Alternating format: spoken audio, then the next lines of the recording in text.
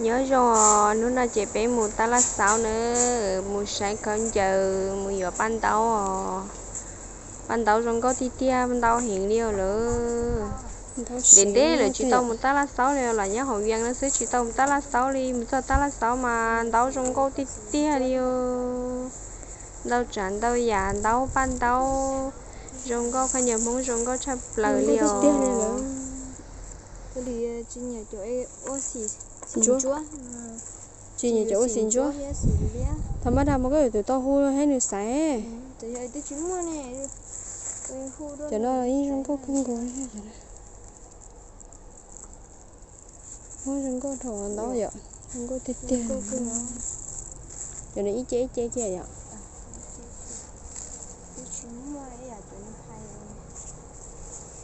sẽ nữa ban đầu chỉ xin chúa rồi chỉ đi chiang này xin chúa xin lẽ xì đa vì cái chỗ ấy chỉ muốn xin chúa đi cho nó ấy trời trộn họ cái vậy chứ mới xin chúa nữa xẻ lẽ tôi xin chúa chỗ ấy ít tu sữa nào nó là tiếng mông cá chứ bây giờ cho cứ được con cứ có sao giờ xin chúa chúng thôi cái chân chúa thế này đồ nổ chỗ ốp ở trung này của chị bắt trung này có đừng có đi trong có thâu búi sự tông lại khu ra tận đi ha xong rồi quá chi dân hóa chi búi rồi chúng có đi tiền của nhiều chắc này của nhiều trái ô xế nữa nè cho nó chị chúng có cha tôi sợ té chị tôi dũa đó chúng có chấp lời thế nào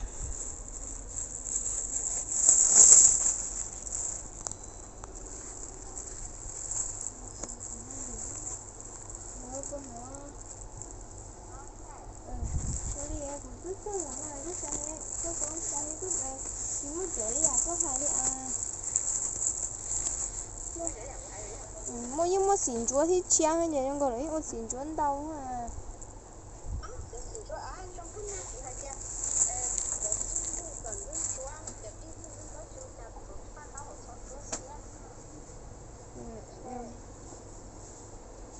cái nhà cho nó là cũng mua cho thuốc lời sẽ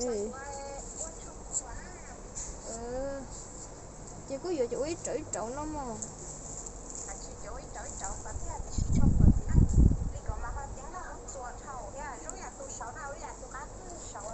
nào là nó mất xin chúa xin nó chỉ chúa hẳn cho chị đó là cho nó là dưới rừng gốc cơ ha chị chị đi chơi cho nó cho nó là lấy giá tạ to vậy cái tụi nó anh chuyên tên to tụi nó mà nó mua luôn chúa thì tại sao mà lì xì lấy những mua mà có những mua xin chúa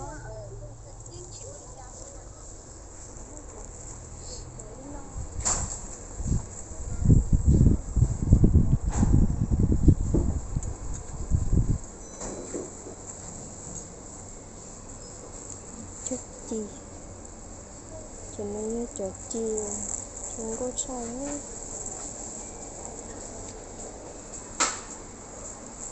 hắn tiền là chi lời ngon cầu hơn lời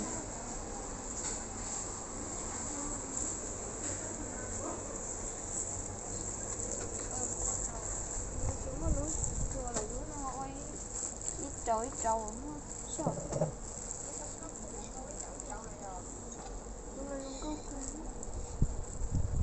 nó có xì món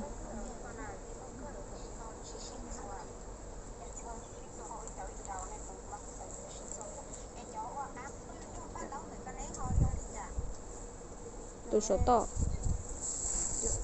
cá cứ nói như vậy trời vậy hả ta liền cho nó giờ chào ấy trộn nó trộn giờ con nó chỉ trong có con nó mà chơi con nhỉ con nó chỉ trong có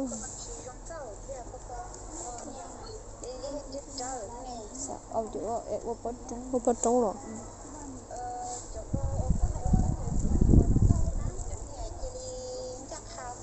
Để chỉ nó lỡ qua cá. Nhưng nó cũng muốn là cho nó nhá. Nhân thể du nhỉ. Nhân thể du chơi đi xài. Cho nó tại chỉ nó lấy ô theo. Lấy ô cá.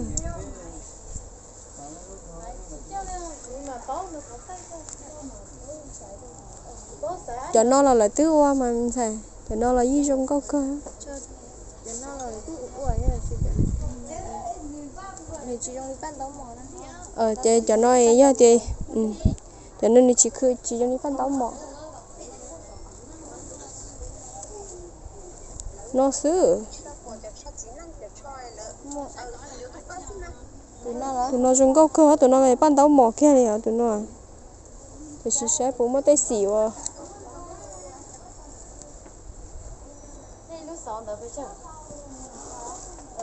Tụi nó hả? Có mấy gì tụi nó chẳng đâu tụi nó nó sống chung đó. Tụi nó lia thổ quá.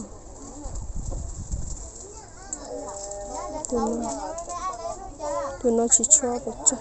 Tụi nó chỉ cho chia bạch cho. Chia. Tụi nó giàu heo. Cho. Dạ. Ở đó là món kia ta. Tụi nó nói gì nè.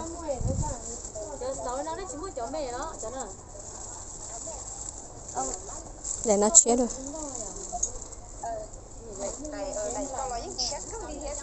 Ý dạng cậu, ta chỉ có hai đứa tuôn tao để nó chia được. Đã chia hết rồi.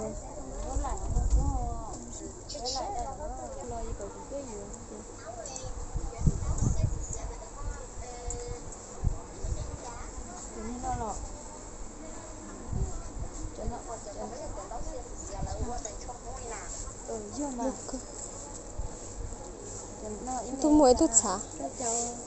Cái mẹ rất chậu nè.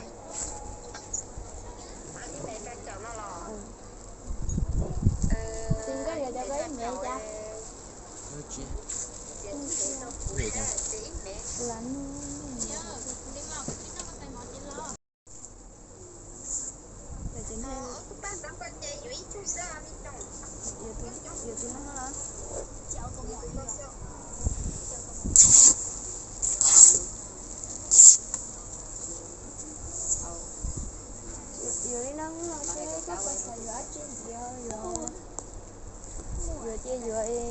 Tí chỉ lấy tụi ở bên lửa. Đây ở nhà chuyên mua đã chi dừa, theo xả dừa.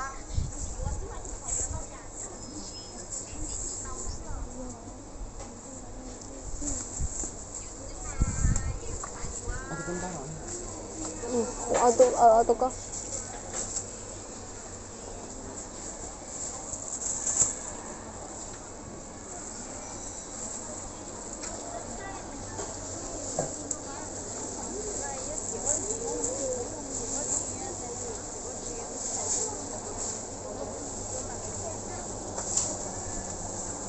Lần đầu tiên là Trung Quốc tiếng.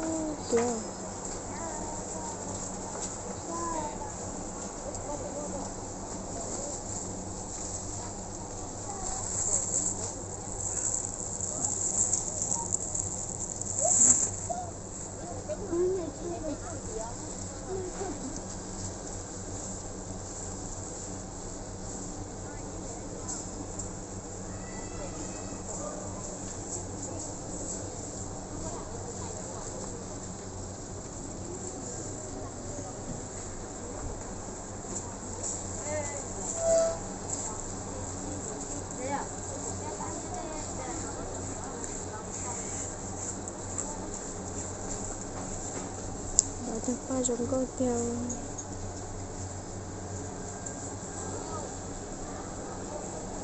Cái lúc máy. Đâu sợ tiếc.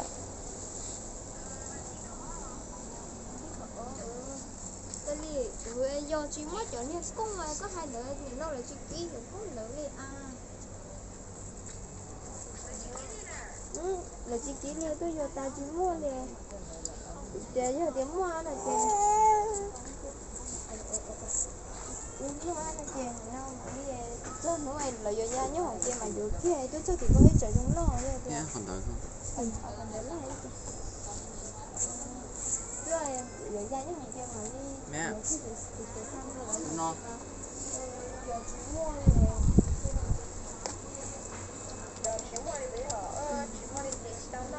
cái tuổi sản sao chậm hả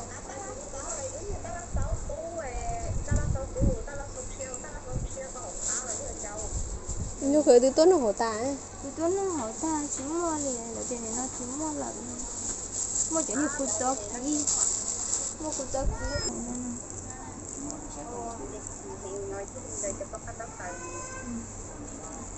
thằng đông bò không thế cho nó tí chuyện giống con thì lúc nàoจะchỉ sang cung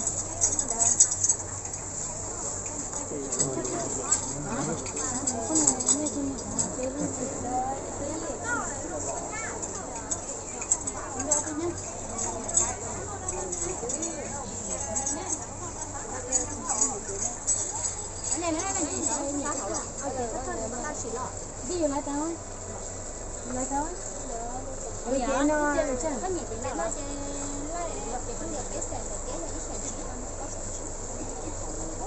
mình chỉ mà ở nhà này sao mà tao nói là bác nhà hát sĩ to này nó được cô ấy thì cũng chỉ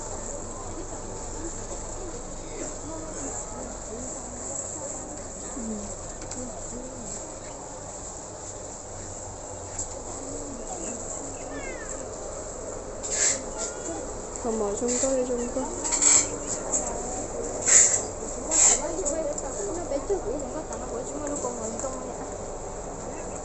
chắc là không xe lệ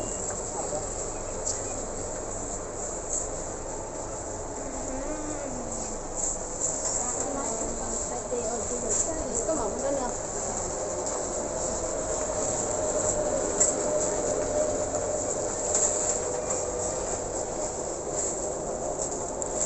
bây giờ chuyên gì à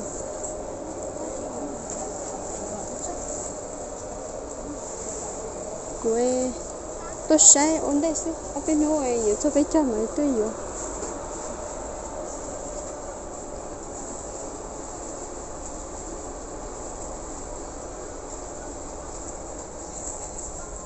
không có chút lợi ạ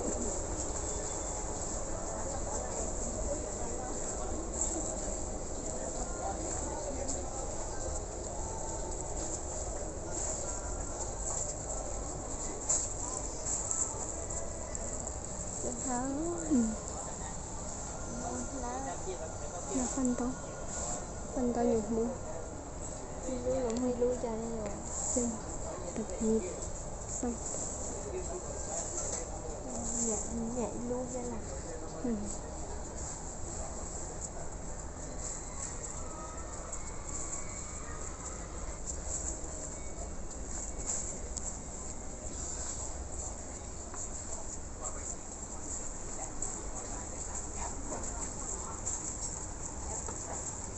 mất tiếng nữa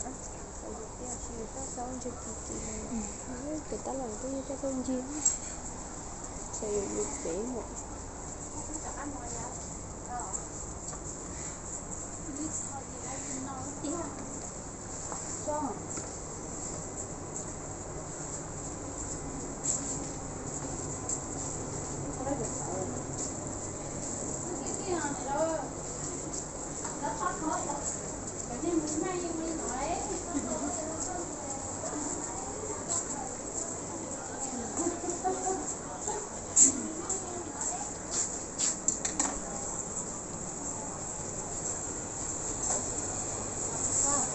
xin đêm sáng thiệu xin cái đâu một cái gì là được đi trở tiếp tục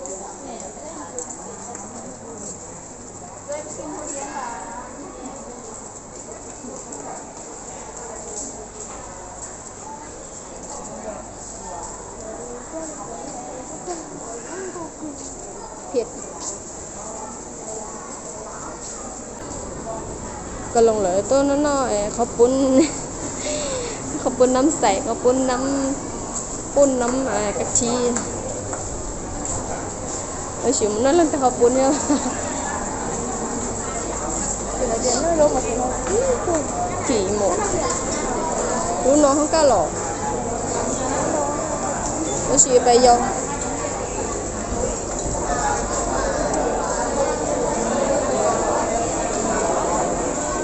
nhưng nó mà trúng cái nhá rồi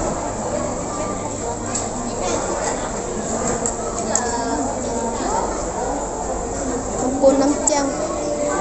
25ขอบปูนน้ำปลาปูนชิ้นงวง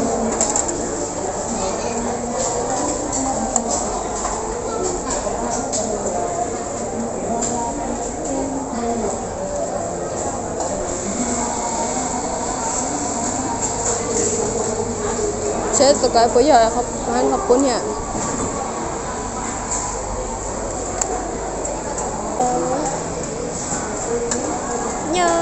cho nó lê rú liệu sống thì ít sẽ là nó lố han khóc cuốn nó thì nó xài chọn cái nó sẽ thường nó cho những cái láp sự xuyên chỉ tên đường rồi thì cho nó trên xài ít tay này thì mi ở đây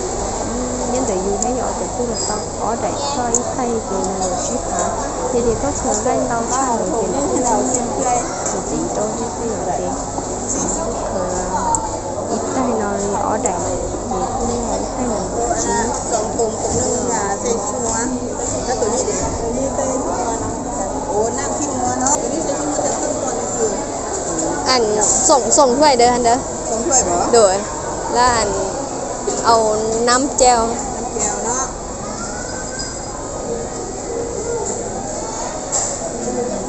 không phải đi hàng thịt nữa โดย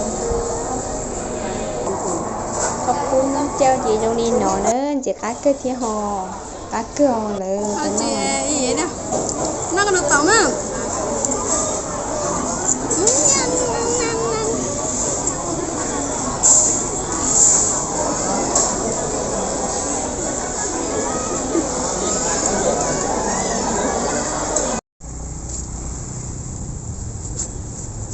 ô chị hổ rồi nó nè chị hổ rồi bé là phải chè nó học bốn ta chị phải chè luôn chị linh đó ô chăng nè